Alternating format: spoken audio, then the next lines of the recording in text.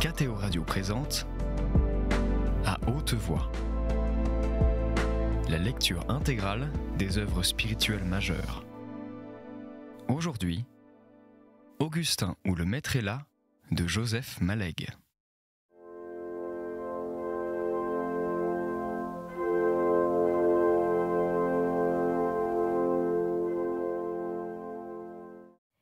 Certes, il en émergeait des demi-dieux, mais à part ces sommets-là, Augustin eût volontiers enfoui sous la même vase les doux bohèmes ratés, pareils à ce Don Quichotte en pèlerine, rempaillant de lyrisme la pelure vide de ses pauvres jours, et les autres, les fiers, les forts, les possesseurs de qualités qui s'étaient maintes fois vus attribuer à lui-même, rectitude et puissance dans leur comportement moral, courbe simple de leur vie, anticipation assurée de leur destin. Un douloureux dégoût, bien brassé, bien mêlé, homogène et sans grumeaux, où se perdait toute diversité d'origine. C'était son âme de ce soir. À la pensée de se trouver là-bas, en moins de 10 minutes, dans sa turne d'école normale, ressassant ce travail sur l'argument ontologique, commencé dans la joie, il était saoul. Et saoul surtout de se sentir, en souffrance dans de pierreuses landes vides, l'éternelle question sans réponse. Où en suis-je de mes conclusions sur le Christ ? Un tas de petites fiches classées commençaient de monter dans ses notes. Il y joindrait la dernière née. Les conclusions roulaient toutes seules sur leurs lignes de plus grande pente. Il le savait bien. Il l'avait soupçonné dès le temps de M. Rubenson. Métaphysique et exégèse se ressemblaient là. C'était un effondrement si simple, au bout de méditations déchirantes. On y allait tout droit, sans résistance, sans réaction, comme un enfant vers son sommeil. Qui gagnerait ? L'horreur de ce déchirement ? L'attrait de cette simplicité ? Qui pouvait dire ? Pas lui, certainement. Pour traduire son état, le mot tâtonner était bien trop actif encore. Il n'était qu'inertie dans la nuit. Des gars barbus de roux, médecine, beaux-arts, encadrant une belle et forte fille d'aspect nordique, les croisèrent. Tout le groupe marchait d'un triple pas dur. Ces gens ne devaient pas se poser la question éternelle. Il interrompit Vaton abruptement.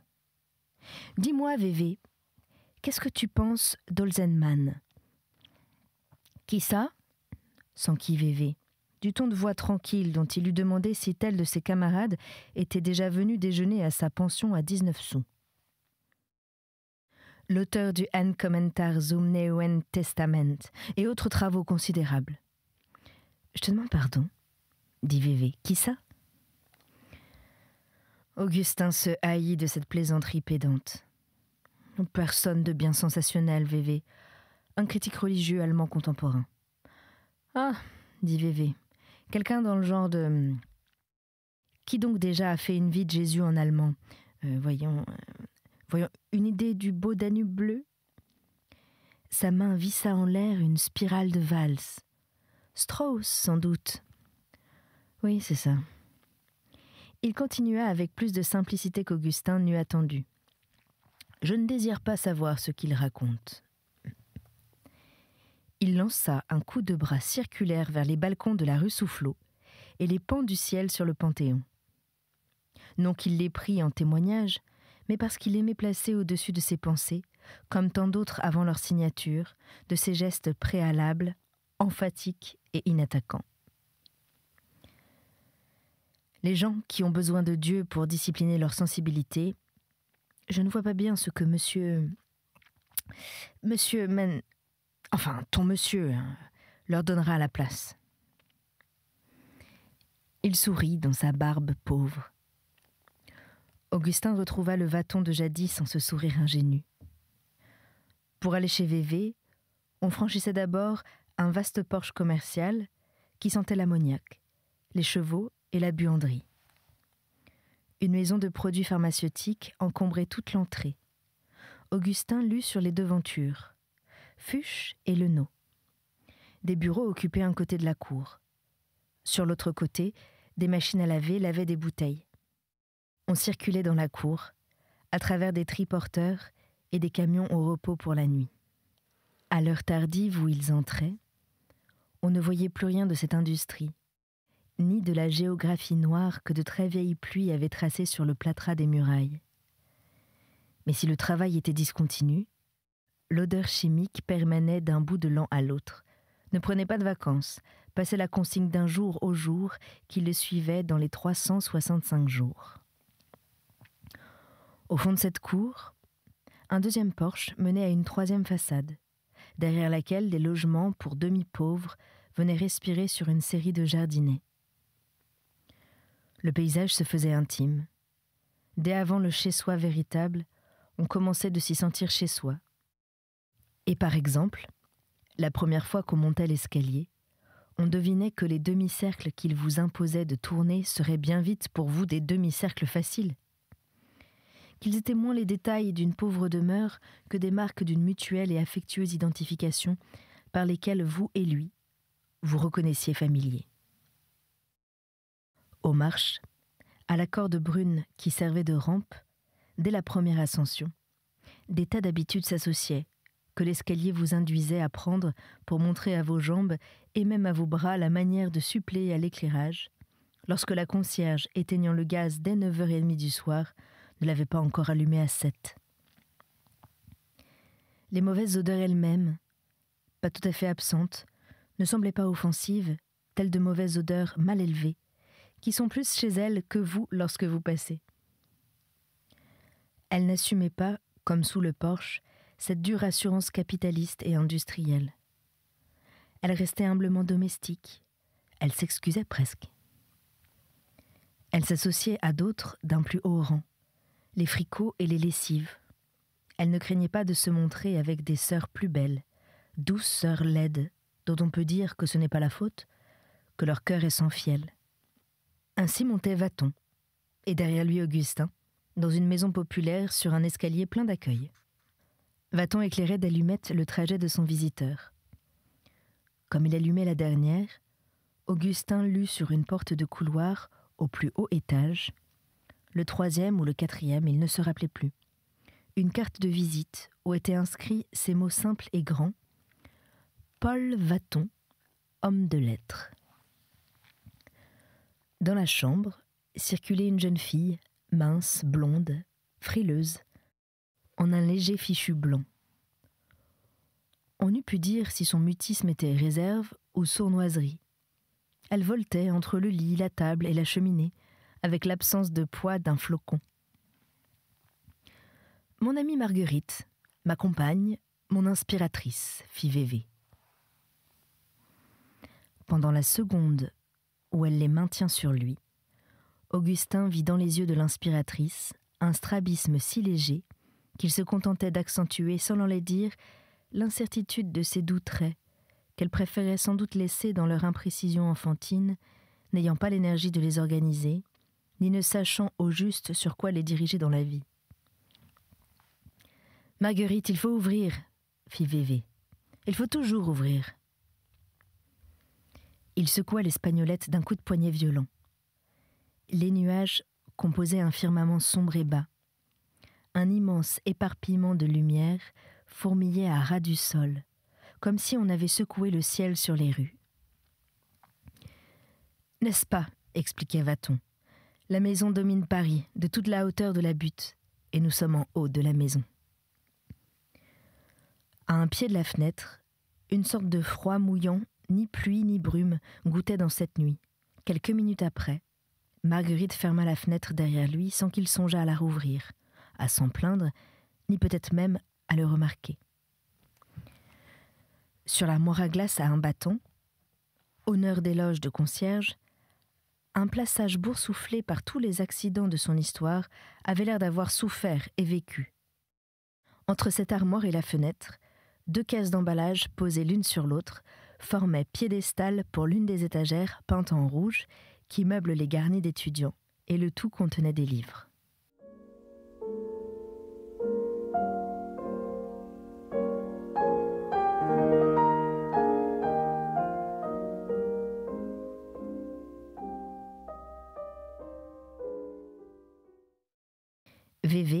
fourrageant dans l'une de ses caisses, en sortit un cahier noir.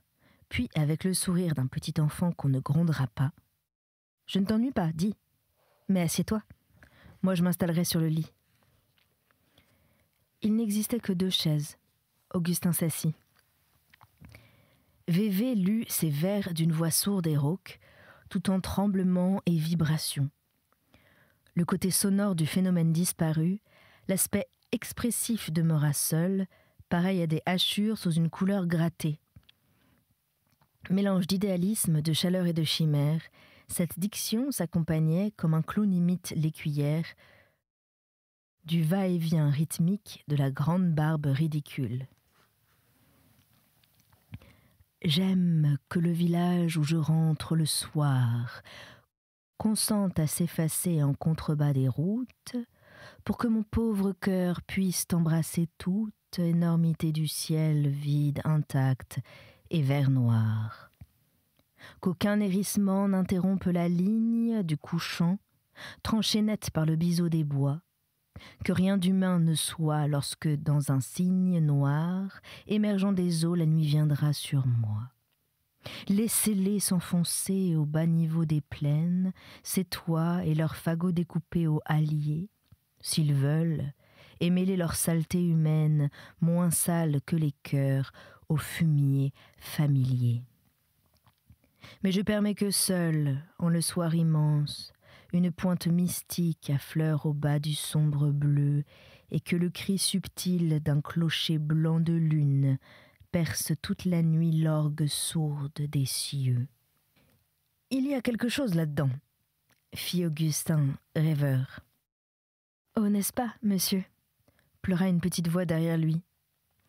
Il vit une Marguerite transfigurée, du feu dans ses yeux inégaux, ses mains jointes et serrées sur le subtil frisson de son corps.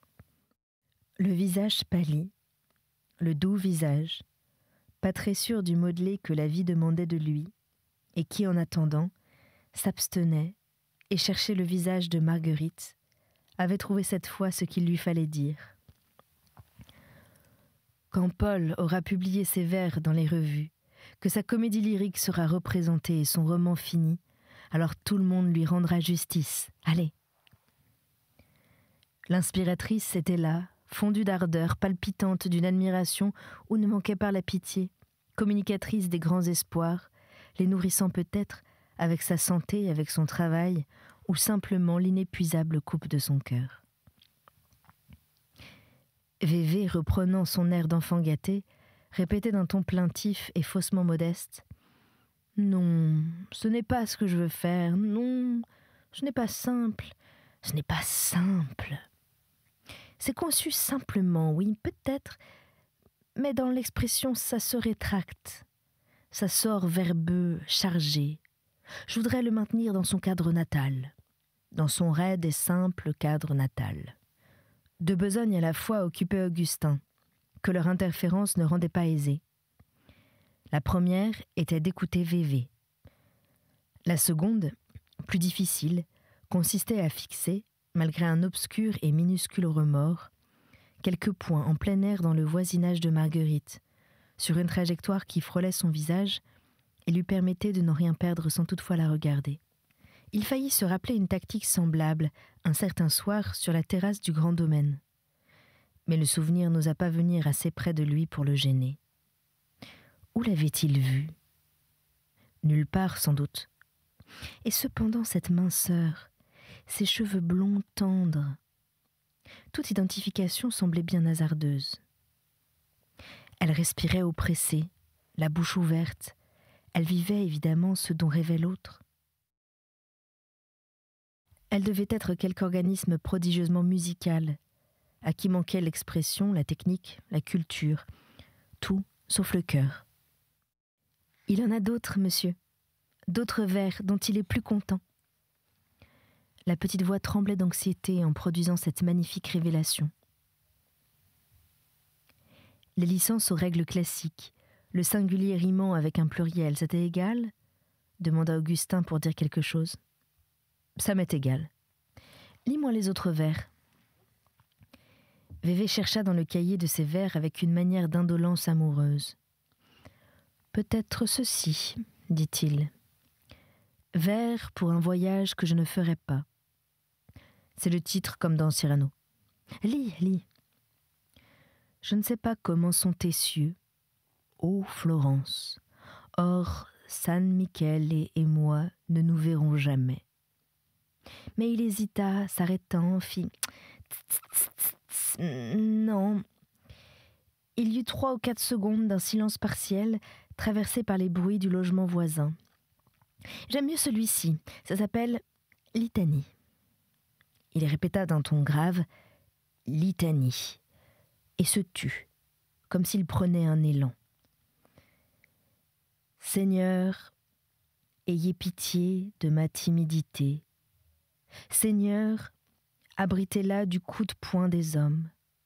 Seigneur, voyez d'un œil clément ma pauvreté.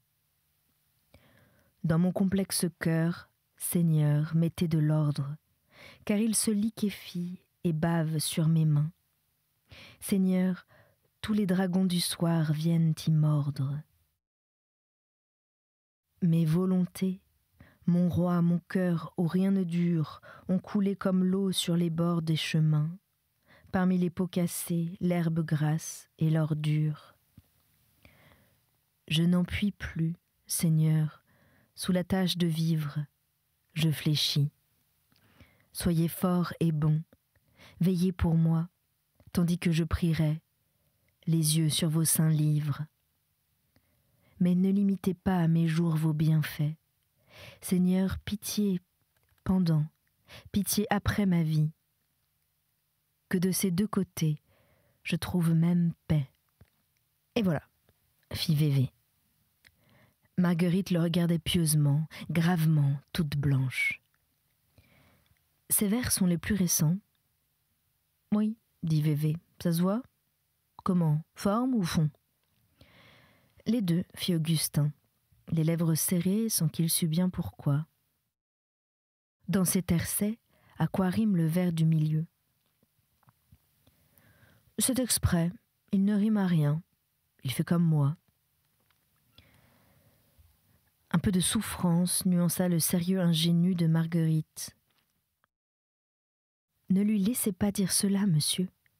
Il se désespère lui-même. Il diminue ses propres forces. Les chants désespérés sont les chants les plus beaux, fit Augustin, qui s'aperçut à la fois d'un certain agacement qu'il ressentait et de la cruauté de sa réponse. Vévé accompagna son départ. Ils retraversèrent la série des petits jardins plâtreux, les 2 porches, les odeurs chimiques. La raison sociale fut chez Lénaud, dit quelque chose à Augustin. Il lui sembla connaître ce nom d'une connaissance où s'associait Marguerite. C'était peut-être celui que, dans sa pensée, il orthographiait Fuxelnode, lors des confidences du peintre nain. Vévé et lui remontèrent tous 2 vers la rue d'Ulm. Inspiratrice, amie. Avec une identique prudence, Augustin n'avait pas dit mademoiselle et n'avait pas osé le ridicule madame. Quoique partout ailleurs que dans le voisinage, de ses vers, de celles aussi qui les écoutaient, il n'eut pas tant de manière à faire avec les mots. Il s'expliquait maintenant une légère hésitation montrée par Vathon, devant la proposition de venir jusque chez lui. Elle n'avait cédé qu'à la pensée de lire ses vers. « Ton inspiration religieuse, Vévé, est très belle. Sera-t-elle catholique, complètement ? Dépasse-t-elle l'art ? Déborde-t-elle sur la vie ? Ou te suffit-il de la rêver ?» Vévé hésitait, mettait des espaces, cherchait un moyen terme entre les théories et les confidences. Je me garderai de laisser tomber l'immense richesse sentimentale qu'apporte avec soi la discipline catholique. Si ces règles contraignantes servent à la fois mon cœur et mon art, c'est tant mieux, et comme tu dis, c'est le surcroît. Cet appétit de disciple est-il récent ? Rien n'est récent dans un cœur. S'accompagne-t-il de pratiques, la messe, les sacrements ? Je cherche les rigides règles. Augustin pensa qu'il fallait faire attention. Va-t-on déployant les susceptibilités soudaines dont l'habitude ne semblait pas l'avoir quitté depuis le lycée? Au contraire. Cependant, l'autre lui ayant montré Marguerite, il pouvait bien lui en parler. « Cette jeune femme, ton amie, ton inspiratrice. » En même temps, il regardait Vévé pour voir comment passaient les mots. Ils ne suscitèrent aucune objection, et même Augustin vit, avec un peu de dégoût, un sourire de fatuité douceâtre sur la figure de Vévé. C'est une petite employée de Fucheleno, cœur charmant, perfectibilité infinie. Nous communions profondément dans la même beauté. Alors, fit Augustin en lui disant « Au revoir », je me permets de rappeler à ta recherche des rigides règles un principe de morale qui lui a sans doute échappé. Ils étaient à ce moment devant les grilles de l'école normale. Va-t-on se tut sous le choc, puis brouilla quelques mots où l'on pouvait entendre, toujours cassant ou règle cassante, en tout cas le mot cassant. Mais Augustin montait déjà les degrés du perron, haussant les épaules à un souvenir du Vévé d'autrefois. Au fond des trappes et des calmes.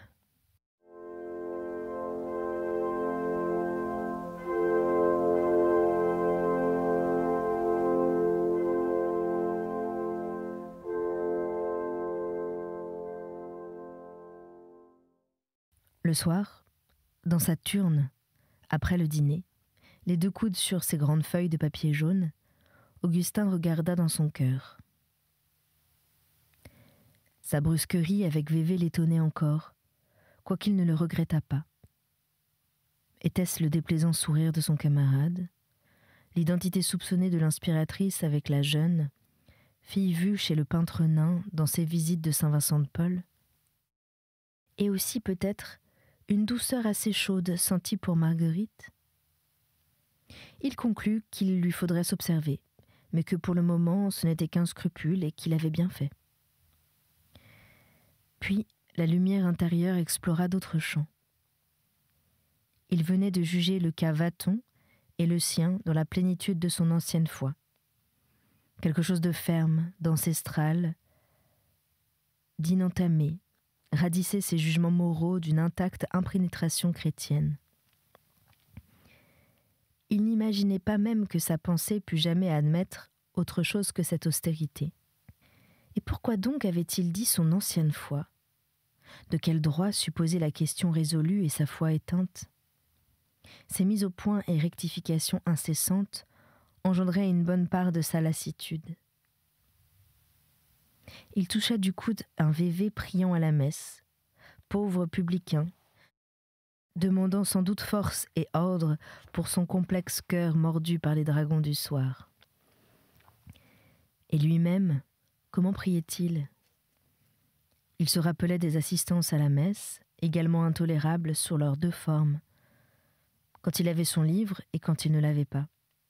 Dans le premier cas, les interprétations rationalistes montaient toutes seules des évangiles dominicaux, et dans l'autre il mâchait une pâture de prières ou séchée ou pleurante, sans juste milieu. À ces messes, où ni lui ni Vévé n'était le fidèle, lequel s'élevait, lequel tombait? Ah, prier pour plus de simplicité et de paix. Puis il observa que cela aussi supposait la question résolue, quelle était précisément de savoir s'il y avait quelqu'un à prier, et que c'était une fois de plus le même cercle éternel. C'est aux événements extérieurs qu'Augustin dut la variété d'occupations et le repos dont il avait momentanément besoin. La licence S-lettres lui prit les 2 derniers mois de l'année scolaire. Une situation agréable et fructueuse dura jusqu'en fin de septembre et il eut encore 15 jours à donner aux siens. La santé morale de son père était encore en déséquilibre, secouée, cassée par les angoisses de l'attente. La nomination promise n'arrivait pas. M. Méridier commentait ce retard avec un sourire qui faisait mal. Elle eût dû venir beaucoup plus tôt. Quoiqu'un mouvement puisse s'étendre sur plusieurs semaines, Faut-il que je commence mes paquets de livres ? Ne le faut-il pas ? Augustin prit modèle sur le calme systématique de sa mère. Ne te dérange en rien. S'ils te nomment en retard, ils seront bien obligés de t'accorder le temps de ton déménagement. Mais il eut dès lors la conviction qu'il s'efforça de présenter à son père avec le plus de douceur possible que la nomination ne viendrait jamais. Le grand seigneur d'administration avait sans doute oublié. Il avait fallu lui rappeler sa promesse, l'aller voir à Paris, ou peut-être avait-il exagéré son pouvoir. Était-il moins grand seigneur qu'il ne s'en donnait l'air ? Il n'avait pas même pu débarrasser le lycée du jeune Marguillier, encore moins l'université. Le proviseur écrivit. On lui fit connaître, par la cascade hiérarchique, que M. Méridier serait informé en temps voulu de tout changement pouvant le concerner. Un personnage autrement considérable écrivit, qui n'était rien de moins que M. Marguillier lui-même, le père de l'élève vainement menacé. Une lettre, d'un format flatteur, répondit qu'il avait bien voulu attirer l'attention, etc., qu'on ne perdait pas de vue, etc., qu'un mouvement ultérieur permettrait sans doute, etc., dans des conditions toutes voisines, etc. M. Méridier étant d'importance électorale nulle, le ministre savait que cette réponse suffirait à M. Marguillier, et M. Marguillier savait que le ministre le savait. Il envoya sa carte à M. Méridier, avec la lettre au format flatteur. Augustin se reprocha de ne pas avoir pris tout de suite la seule mesure qui put permettre de voir clair. Toucher le directeur de l'enseignement secondaire par n'importe lequel de ses maîtres à l'école normale, par le philosophe R en particulier. Il fut sur le point d'aller à Paris. Mais M. Méridier refusa que la présence de son fils lui fût retranchée, même pour quelques jours, et préféra tout laisser faire, selon la loi des grands renonçants. C'est ainsi que l'écartèlement de la tante prit fin pour le pauvre père. Il s'en allait chaque après-midi vers 3h avec Augustin, parcourir d'une marche lente 4 kilomètres de sentier à travers les champs. Il employa à cette occupation les derniers jours de septembre. Il expliquait ce que Poitiers ou Clermont-Ferrand, pour ne rien dire de Lyon ou de Bordeaux, eussent signifié pour lui. C'était le lycée de jeunes filles pour Christine. Ici, il n'y a encore rien. Elle lui préparait Sèvres. Elle est fort intelligente et d'une sensibilité qu'il est aisé de voir distinguer. Mais elle ne sait rien et tout est à faire. C'était À Haute Voix, une émission de KTO Radio. Aujourd'hui, Augustin ou le maître est là de Joseph Malègue. Lecture, Anne-Céline Pellarini. Captation et réalisation, Aymeric Plouminec et Thibaut Dagalier. Une émission disponible en podcast sur ktoradio.com et sur l'application KTO Radio.